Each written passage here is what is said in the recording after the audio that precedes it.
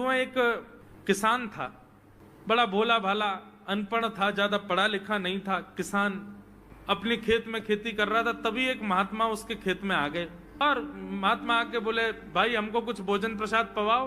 किसान बोला, अरे महात्मा आए, भैया इनको प्रणाम करो। किसान ने उनको प्रणाम किया, प्रणाम करके महाराज उनको भोजन प्रसाद पवाया। कहा, महात्मा जी आप आए हैं, मुझे कोई गुरु मंत्र दे जाओ। महात्मा जी ने सुंदर गुरु मंत्र दिया, द्वादशाक्षर मंत्र दिया। बोले, ये तो बहुत कठिन है, इतना कठिन नहीं, सरल सा दो। अष्टाक्षर मंत्र दे दिया।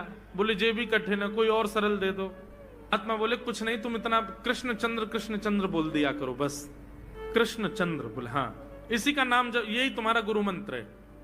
इतना भोला बेचारा याद करने लगा, उसको याद ही नहीं होवे, कृष्ण चंद्र कृष्ण चंद्र कृष्ण चंद्र। अब भूल ना जाऊं इसके लिए बोलता रहता था 24 घंटे, कृष्ण चंद्र कृष्ण चंद्र कृष्ण चंद्र। अपने खेत में हल जोत रहा था, कृष्ण चंद्र बोल रहा था। इतने में उसकी पत्नी आ गई, अरे सुनो तुम्हारे लिए भोजन लाई हूं, जल्दी कर लो। बोले, कृष्ण चंद्र कृष्ण चंद्र कृष्ण चंद्र। पत्नी पीछे लग गई, पीछे, भोजन तो कर लो, रोटी तो खा लो, ठंडी हो जाएगी।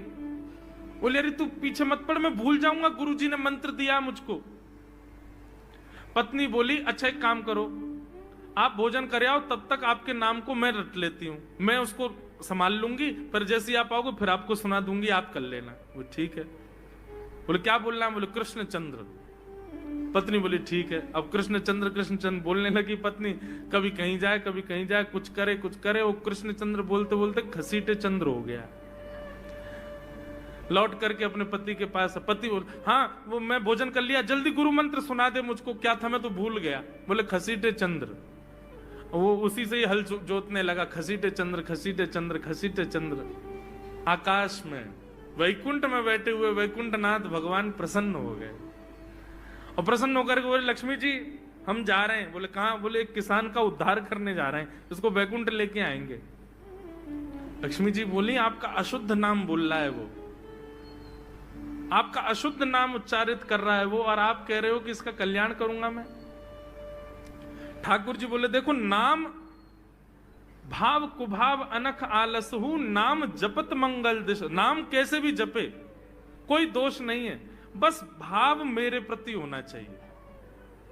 वो नाम भले ही गलत जप रहा है, लेकिन उसके हृदय में तो मैं ही हूं ना।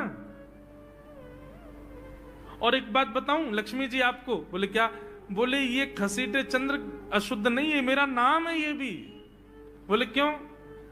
बोले, जब हम छोटे थे तो बाल लीला कर रहे थे ब्रज में, यशोदा मैया खूब नहलाती धुलाती और बढ़िया सुंदर श्रृंगार करती, लेकिन हम पूरे नंद भवन में घुटमुन चल चल के कभी नीचे लुढ़क करके, कभी ऊपर गिर के सब माला तोड़ लेते, अस्त व्यस्त वस्त्र कर लेते, घुंघराले केशों की ऐसे भुज्जा बना लेते, ऐसा रूप बना लेते।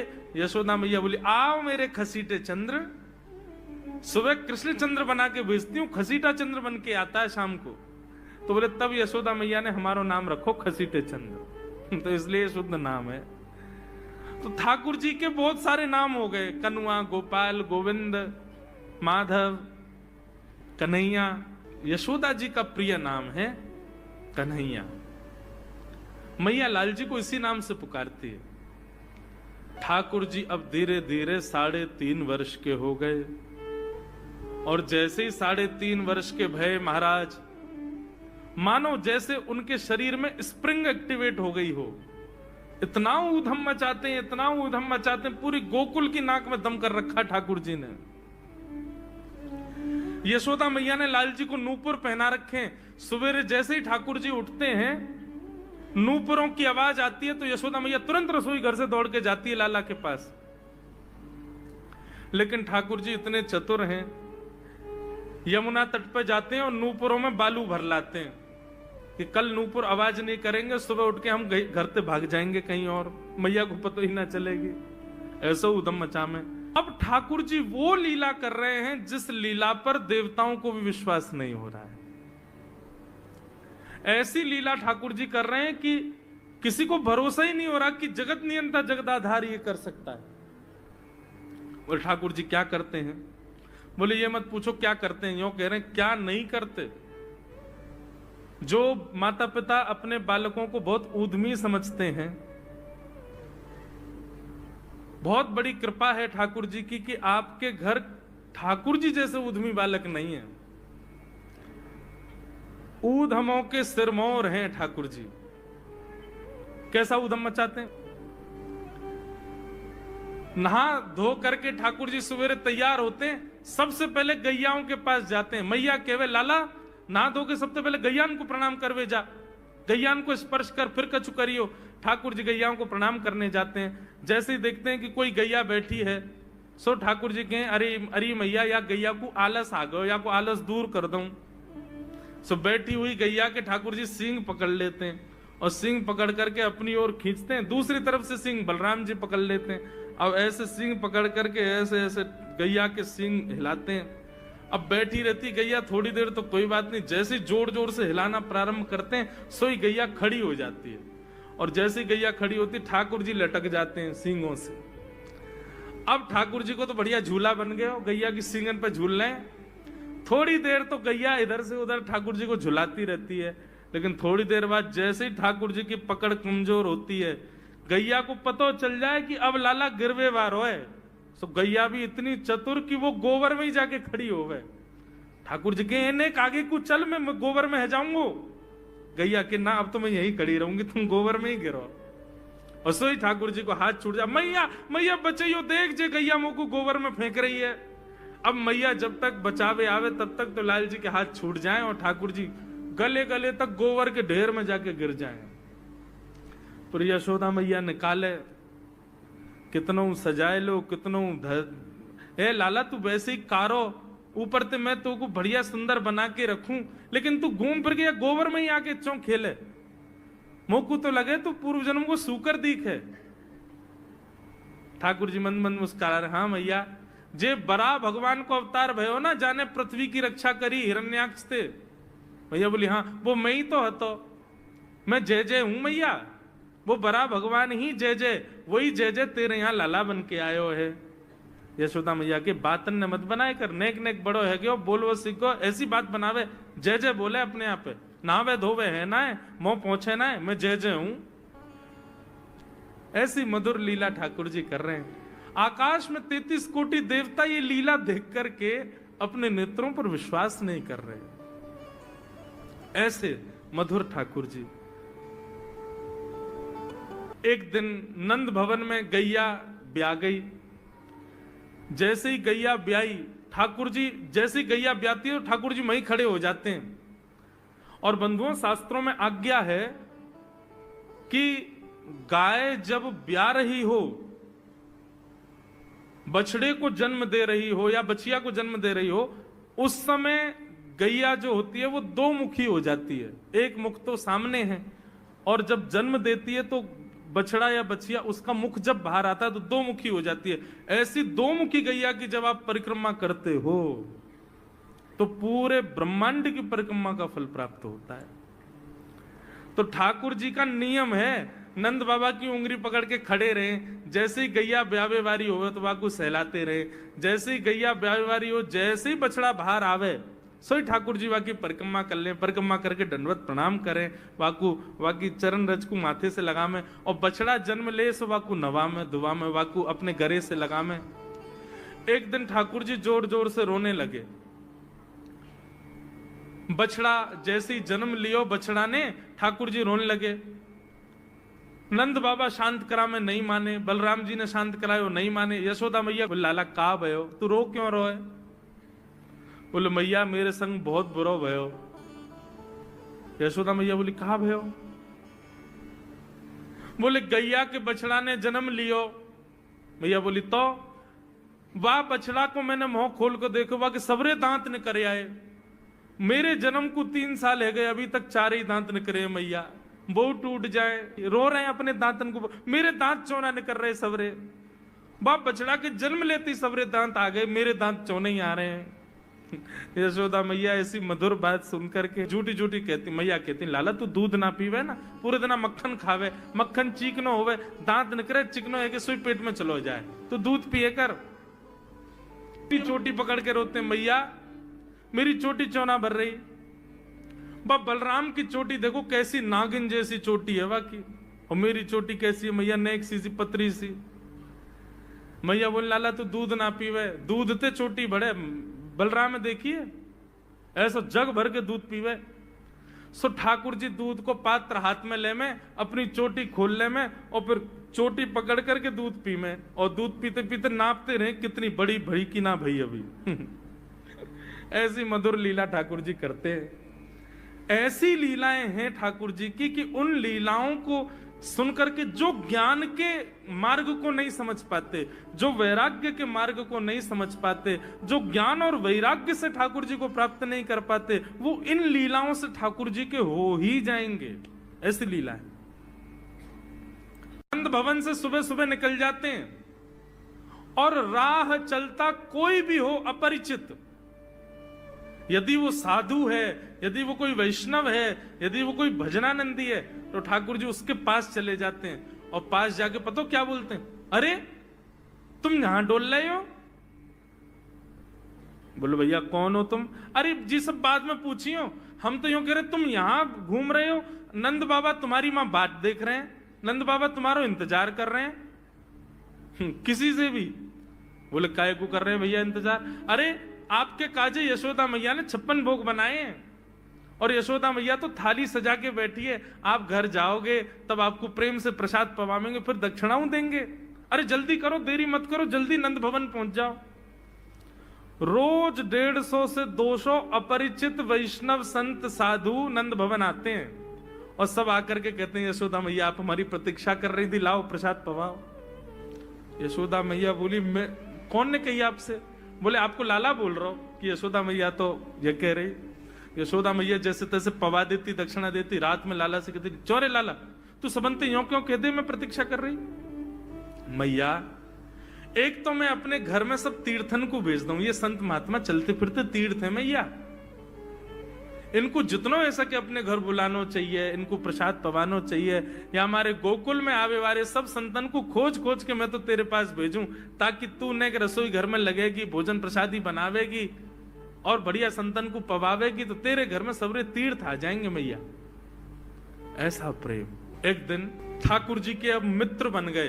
कौन है मित्र? मधुमंगल, श्रीदामा, तन सुखा, मन सुखा, धन सुखा, सुबल, ये ठाकुर जी के मित्र हैं। एक दिन ठाकुर जी अपने सब मित्रन के संग बैठे, और मित्रों के संग बैठे हुए ठाकुर जी बोले भैया कल से हम लोग सब यज्ञ करेंगे। मधुमंगल श्रीदामा बोले क्यों लाला यज्ञ क्यों करेंगे? अरे नंद बाबा रोज अग्निहोत्र करें, मैंने उनसे पूछी अग्निहोत्र करवे ते कहा होवे, तो नंद बाबा बोले अग्निहोत्र करवे ते मन चाही वस्तु प्राप्त हो जाए, अग्निदेव प्रदान करें।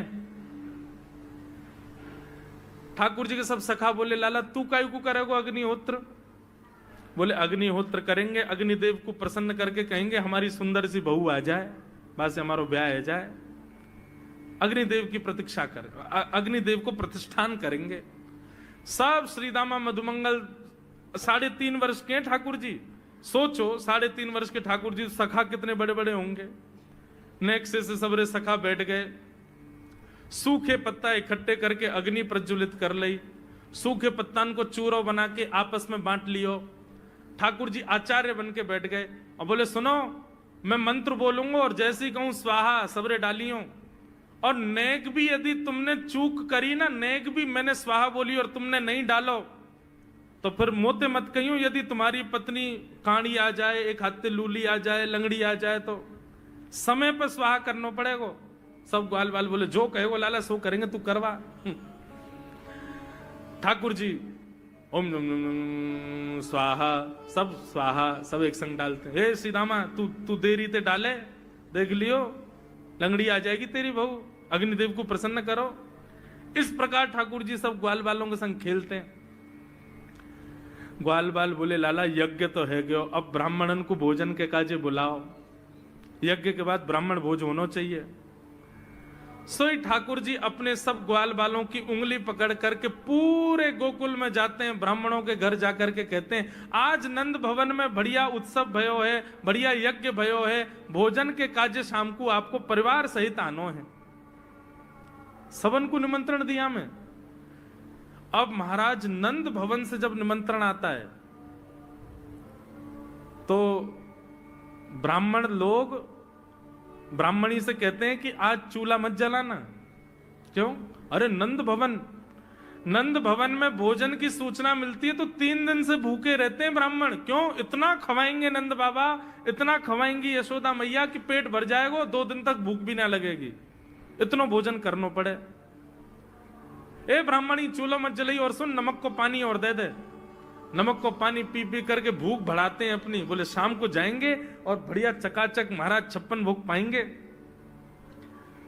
शाम का समय हुआ, सैकड़ों हजारों ब्राह्मण आकर के नंद भवन के बाहर खड़े हो गए।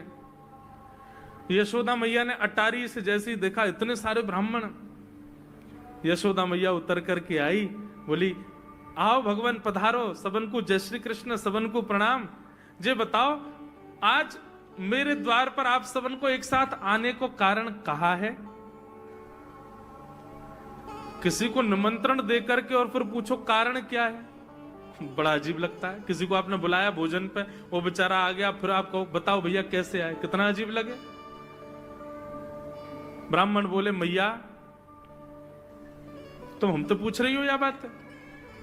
अरे सवेरे तो भूखे प्यासे बैठे हैं, जल्दी भोजन पवाओ। आपके यहाँ यज्ञ भयो, यज्ञ की पूर्ण आहुति की प्रसादी पावे आए हैं, और काई क्यों आए हैं? यशोदा मैया बोली कौन सा यज्ञ, कब भयो यज्ञ, कौन सी पूर्ण आहुति? ऐसा कछु ना भयो हमारे यहाँ, आप लोगन को कोई गलत जानकारी मिली है, कौन ने कही आपते? ब्राह्मणों के नेत्रों में आंसू आ गए। बोले मैया एक तो हम सवेरे से भूखे, ऊपर से ब्राह्मणी से मना और करे आए कि तू चूल्हा मत जलाइयो। ब्राह्मणी भी बात निहार रही है कि डिब्बा में लेके आएंगे हमारे काजे भी भोजन। खाली हाथ गए तो ब्राह्मणी डांटेगी अलग। मैया तेरो लाला सवेरे सवेरे आयो और सब ग्वाल बालन के संग आके हमसे कह के गयो यज्ञ भयो, यज्ञ की पूर्ण आहुति में भोजन करवे सबन को आनो है, हम तो यही मारे चले आए। यशोदा मैया बोली या लाला ते कैसे बचूं मैं, पूरे दिना कम से कम 2-2.5 हजार लोगन को निमंत्रण ऐसे ही दे तो रहे। यशोदा मैया बोली आपकी व्यवस्था करूं, लेकिन पहले या लाला को तो देखूं मैं, है कहां ये? नंद भवन के पीछे बगीचा में ठाकुर जी अपने सब ग्वाल बालन के संग खेल रहे। यशोदा मैया गई, जाकर के बुलाए, ए लाला, ओ कन्हैया यहाँ पे आ। ठाकुर जी ने जैसी देखी यशोदा मैया बुला रही है, लेकिन यशोदा मैया के संग जे कौन खड़े हैं? ए श्रीदामा मधुमंगल। बोले हाँ ये तो सांची में आ गए सबरे ब्राह्मण, हम तो ऐसे खेल खेल में निमंत्रण दे के आए इनको। मैया बहुत मारेगी भैया, मैं अकेला नहीं जाऊंगा, तुम भी चलो मेरे संग, यदि मुंह में एक थप्पड़ पड़ो तो तुम मुंह पड़वाऊंगा। मैया बहुत मारेगी आज। और मधुमंगल श्रीदामा जबरदस्ती उनको हाथ पकड़ के ठाकुर जी ले गए। हाँ मैया बता, कहा कह रही? ने लाला जो जो बड़ो है तो जा रहा हो, तेरे उधमन की सल ना है पड़े। कहा क्यों तेने? बोले कहा क्यों मैंने, ये सब कौन है? मोह का पतो कौन है? मैं ना जानू मैया इन्हें। बोले जे सब रे ब्राह्मण है हमारे गोकुल के, और सब यूं कह रहे हैं तेने इनके घर जाके इनको सबन को निमंत्रण दियो, यूं कहीं हमारे यहाँ यज्ञ भयो आकर के आप सबन को भोजन पानो है। मैया तेरी सौगंध खा के कह रहा हूं, मुझको तो जीव ना पता इनको घर कौन सी गली में, झूठ बोल रहे हैं सब रे, मैंने निमंत्रण ना दियो। ब्राह्मण सब बोले मैया देखो कैसो सफेद झूठ बोल रहे हैं आपके आगे। मैया बोली सच बता, तेने निमंत्रण क्यों दियो? तब ठाकुर जी बोले मैया बताऊं? बोले बता। बोले हम खेल खेल को यज्ञ कर रहे, वाह यज्ञ में सामग्री नहीं, वाह यज्ञ में मंत्र बोलवे वाले भी ना है, वाह यज्ञ में कोई ब्राह्मण भी ना हो, हम आपस में ही सब यज्ञ कर रहे। भाई यज्ञ के बाद ये मधुमंगल बोलो ब्राह्मण भोजन होना चाहिए, तो हमने इन ब्राह्मणों को न्योता दे दियो। मैया बोली अब ये ब्राह्मण आगे कहां पवाऊं? बोले मैया देख सीधी बात है, या में ज्यादा चिंता करने की कोई बात ही ना है। जब बिना मंत्र के, बिना ब्राह्मणन के, बिना यज्ञ सामग्री के हमारा यज्ञ है सके, तो ऐसे ये भी खाली खाली दोना लेके बोलते हैं हाँ भाई रसगुल्ला बहुत बढ़िया बनो है, ये देखो ओ हो मोहन थार तो बहुत ही बढ़िया बनी है, सब्जी तो पूरी कितनी बढ़िया लग रही है, खाली पत्तल लगा दे, खाली दोना लगा दे, और भाव से ये लोग भी पाल लेंगे है क्यों भोजन, भाव को यज्ञ भाव को भोजन। ब्राह्मणों को बंधुओं गुस्सा, ठाकुर जी की लीला पे किसी को क्रोध नहीं आता, सब हंस जाते। पर यशोदा मैया आधी रात में रसोई बनाती है, सब ब्राह्मणों को पवाती है और इतना बनाती है कि उनके घर भिजवाती है। मैया बोले लाला इतना काम करावे, बोले मैया तू बैठी बैठी ना मोटी है गई है, या हमारे मुंह को लगे तू पूरे दिन लगी रहकर रसोई में कछु कछु बनाती रहकर। ऐसी ठाकुर जी की मधुर लीला। एक दिन ठाकुर जी अपने ग्वाल वालों के संग खेल रहे थे, तो ठाकुर जी ने ऐसे खेल खेल में श्रीदामा को धक्का दिया, श्रीदामा गिर गया, बहुत जोर से रोया। ठाकुर जी बोले अरे भैया शांत है जा, लग गई, अरे ठीक है अब शांत है जा, लेकिन श्रीदामा शांत नहीं हो गए। ठाकुर जी बोले तुम कैसे हो, हैं? गोकुल में रह में हम, गोकुल को मतलब है जहां हर घर में 1000 गैया, उसका नाम है गोकुल। इतनी गैयान को दूध घी दही सब हमारे घर में होवे, अरे खा पी के न बढ़िया अपनी शरीर को बनाओ, खेल खेल में लगती रहे, इतनो रोवे को कहा मतलब है। तो श्रीदामा क्रोध में भर के बोला तू तो राजा को बेटा है लाला, तो को मक्खन खावे को मिले, घी खावे को मिले, दही पीवे को मिले, हम लोग तो बेचारे गरीब ब्रजवासी हैं, हम लोग जितनो दूध घी दही बनावे सब कंस के लोग ले जामे हमारे यहां से। कंस ने ब्रजवासीन के ऊपर कर लगा रखो है, टैक्स लगा रखो है, कहा कि प्रत्येक ब्रजवासी को इतनो मटका भर के घी दूध दही सब मथुरा भेजना पड़े, हम लोग घर में ना रख सकें, क्योंकि कंस के सिपाही जब आके हमारे घर की तलाशी करें, यदि इतने मटका हमारे घर को प्रसारित हैं, वहां से ज्यादा यदि हमारे घर में मिल गए तो मृत्यु दंड होगा हमारो। कंस ने पूरे ब्रजवासियों को कह रखा है कि हर घर में 4 मटकी से ज्यादा नहीं होनी चाहिए, उससे अधिक आने वाला दूध घी दही ये सब मथुरा भेजना है। और यहां हर ब्रजवासी के यहां 1000 गैया, और 1000 गैयाओं का जितना दूध घी दही होता है उसमें से 4 मटकी केवल घर में रहती हैं, बाकी सब मथुरा भेजना पड़ता है। या मारे लाला हम लोगन को खावे पीवे को ना मिले, तू तो राजा को बेटा है, तेरे नंद बाबा तो कुल के राजा हैं, या मारे तो को तो खूब छूट है, हम लोगन को छूट ना है। ठाकुर जी बोले ये बात है, बोले हाँ। ठाकुर जी बोले मेहनत करें हम, गैया को पाले हम, गैया को घास खवामें हम, गैया की सेवा करें हम, और दूध पीवे को वो राक्षस कंस। अभी तो मैं छोटा हूं, मेरी बात कोई मानेगा नहीं, लेकिन प्रलय तो अब तक लानी पड़ेगी। और कैसे लाएंगे? बोले राजी राजी यदि मक्खन दूध दही नहीं मिल लो तो चोरी करके खाओ, हमारो ही मक्खन है, हमारो ही दूध है, हमारो ही दही है, लेकिन अभी हम बालक हैं, हम ज्यादा कछु बोलेंगे हमारी कोई बात मानेगो ना। लेकिन ये सद वस्तु कुपात्र के हाथ में नहीं जानी चाहिए।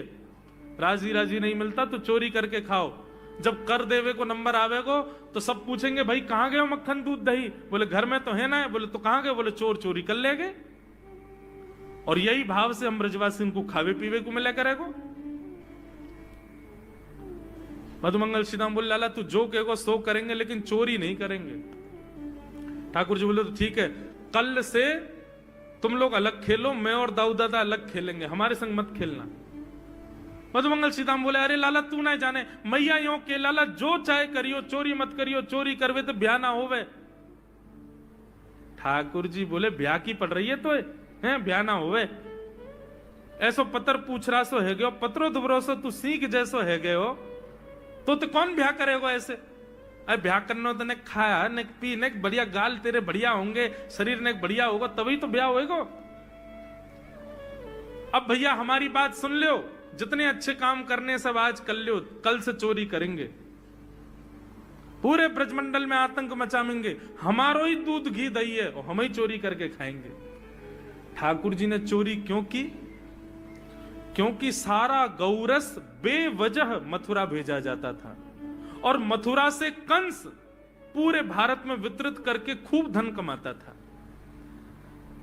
इस वजह से ब्रजवासी प्रताड़ित होते थे, क्योंकि गैया के लालन पालन में जितना खर्चा होगा सब करो ब्रजवासी। 4 मटके मिलते थे, 4 में से 3 को तो बेच देते थे, 1 में पूरा घर चलता था। यह हालत थी ब्रज की। इसलिए ठाकुर जी ने कहा कि भैया राजी राजी नहीं तो गैर राजी, हम जितने बाकी की मटकी मथुरा भेजे वाली उनको सबन को तोड़ फोड़ करेंगे, उनमें से मक्खन निकाल निकाल के खाएंगे, एक दूसरे को खवाएंगे और सब यहीं रहेगो, मथुरा नहीं जाएगो कछु भी। इसलिए ठाकुर जी ने चोरी की। सबसे पहले प्रैक्टिस अपने घर में ही कर लें कैसे करनी है चोरी। सो अगले दिन ठाकुर जी सवेरे उठे और देखने लगे यशोदा मैया देख तो नहीं रही, और ठाकुर जी चुपचाप गए महाराज जहां पर सारे मक्खन दूध दही रखे, वहां पहुंच गए गौरस भंडार में। और गौरस भंडार में एक मटकी के ऊपर से ढक्कन हटाए करके जैसे ही ठाकुर जी ने हाथ बोर के पानो प्रारंभ कियो, सामने एक खंबा था, उसमें मणि लग रही थी। आज पहली बार 3.5 वर्ष की आयु में ठाकुर जी ने अपना प्रतिबिंब देखा। ठाकुर जी ने जैसे ही प्रतिबिंब में अपने रूप को देखा, अपने रूप को देख करके ठाकुर जी बोले, हो तू भी आयो यहां चोरी करवे? अपने आप से ही बात कर रहे हैं ठाकुर जी।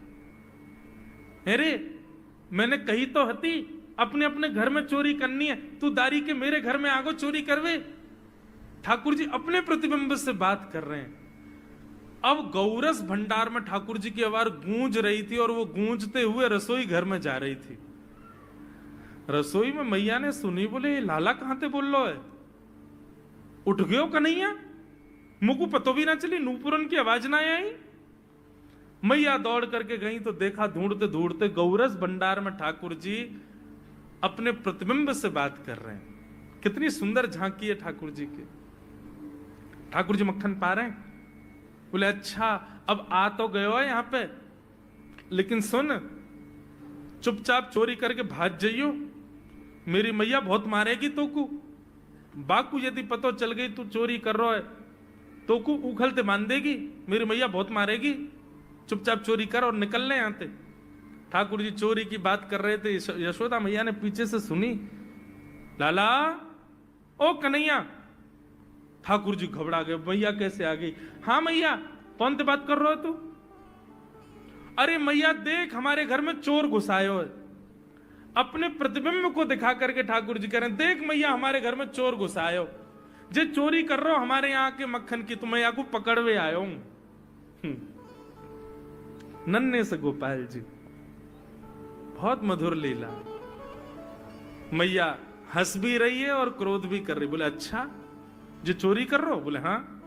चल याकू तो मैं पकड़ लूंगी, लेकिन जे बता तेरे हाथ में मक्खन कैसे लगो? तू तो याकू पकड़ भी आयो ना। अब मैया याकी मैं कहा बताऊं, तेने मेरे हाथ में पद्मराग के ऐसे ऐसे बढ़िया कंगन पहना रखे हैं, कड़ूला पहना रखे हैं सोने के। जब मैं धूप में निकलूं ना तो धूप की किरण से मुंह को बहुत जलन है जाए हाथ में। तो कल मेरे सखा मधुमंगल ने मुझसे कही, बोले लाला जे जलन तेरी दूर रह जाएगी, तू मक्खन में हाथ बोर लियो अपनो, सो तेरी जलन दूर रह जाएगी। या हमारे मैया जलन हटावे के काजे मैंने हाथ बोरो है।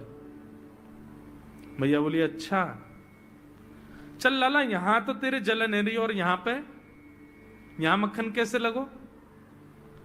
ठाकुर जी बोले मैया मैं अपनी जलन दूर कर रहा हूं, इतने में जन कहां ते एक मक्खी आके मेरे मुंह पे बैठ गई। बाकू उड़ावे के काजे मैंने जैसे मुंह पे हाथ किया सो मक्खन मेरे मुंह पे लग गो। मैया बोली लाला तू चोरी भी करन लगो और अब झूठ भी बोलन लगो मुंह। ठाकुर जी ने ग्वाल बालों से कहा भैया मिशन फेल हो गया, घर में तो चोरी नहीं कर पाए हम, अब दूसरे इनके घर में दावे बोलो। एक दिन महाराज ठाकुर जी का जब आतंक खूब बढ़ गया गोकुल में, सब गोपियों ने जाकर के मैया से शिकायत करी। बोले मैया अपने लाला को संभाल लियो, नहीं तो काव देना हम देख लेंगी और फिर हमसे मत कहियो कि तेने मेरे लाला से यूं क्यों कही। मैया बोली कहा क्यों मेरे लाला ने? गोपी बोली ये बस सुन लो और यूं बताइयो कहा ना करे तुम्हारो लाला। देख वे मैं 3.5 बरस को है, बाकी पेट में इतनी बड़ी बड़ी दाढ़ी है, बाकी मतलब बलवान है कि सब जानकारी है या कुछ छोटो बालक मत समझियो। गोपियों ने जाकर के अपनी अपनी दुख दर्द सुनाए मैया को। मैया बोली अरे भैया मेरे लाला को मक्खन की कोई कमी थोड़ी है, मेरे लाला को दूध की कोई कमी थोड़ी है। मेरो लाला चाहे तो मक्खन से नहावे, दूध में नहावे, इतना मक्खन दूध दही मेरे घर पे, तुम्हारे यहां क्यों चोरी करेगो? अरे कई बार बालकन को अपने घर को भोजन बढ़िया ना लगे, दूसरे के घरन को बढ़िया लगे। अगर बार ने तुम्हारे यहाँ की नेकाद मक्खन खा लिया तो वहां में इतना रो क्यों रही हो? मैया आपको अपनो लाला बहुत सीधो लगे ना, हम बताएं कहा करे तुम्हारो लाला? स्वयं खावे हमको कोई दिक्कत नहीं, लेकिन या की एक पूरी मंडली है और पूरी रजिस्टर्ड मंडली है, बाल गोपाल चौर प्रचार प्रसार मंडल, ये घर घर जाके चोरी करते हैं। और मैया तुम्हें कहा बताऊं, जैसे ही कोई गोपी के नयो बालक होवे ना तो तुम्हारो लाला पूरे मंडल के साथ आवे और वह लाला के सिर पे हाथ धर के, छोटे से बालक के सिर पे हाथ धर के बस 1 वर्ष की प्रतीक्षा, फिर तुम भी हमारी मंडली में आ जाओगे। पूरे गोकुल में भय है तुम्हारे लाला को। स्वयं खावे, ग्वाल बालन को खवावे। मैया यहां तक भी बात समझ में आवे, ग्वाल बालन को खवावे, यो नहीं कि नेकाद मक्खन बच जाए तो रहम करके हमारे काज छोड़ जाए, वाकू बंदरन को खवा दे। यशोदा मैया आश्चर्यचकित होकर सुन रही है, बोले ये नेक्सो लाला ये करे? बोले हाँ मैया। बोली मैया अगर चोरी करे तो दिक्कत, और यदि किसी कारण से हमने लाला को रोक दियो, चोरी नहीं कर पाए हमारे घर, तो हमारे रोने क्यों? बोले चूल्हा में ते कोयला लेके आवे और वह घर के बाहर हवा बना जाए, और यूं के अब जब तक या घर से मक्खन नहीं मिलेगा या के घर के लोग भूखे रहेंगे, और इन लोगों को भोजन छुड़वाने की जिम्मेवारी हमारी। बोले कहा करे फिर? बोले मैया भोजन बनना होगा, चूल्हे पे भोजन रखो रहे, तो ग्वाल बाल सब ताकते रहे कब भोजन बनने को समय आवेगो। जैसे ही कछु और काम करवे के काज गोपी ने कुट के जावे तो कहो तो बाकी कढ़ैया में खूब सारो पानी डाल जाएंगे, सब्जी ना बन पावेगी, आटे में नमक फेंक जाएंगे। ये बात जैसे ही यशोदा मैया ने सुनी, बोले नहीं नहीं नहीं नहीं, झूठ बोल रही हो, मेरो लाला ऐसा ना कर सके।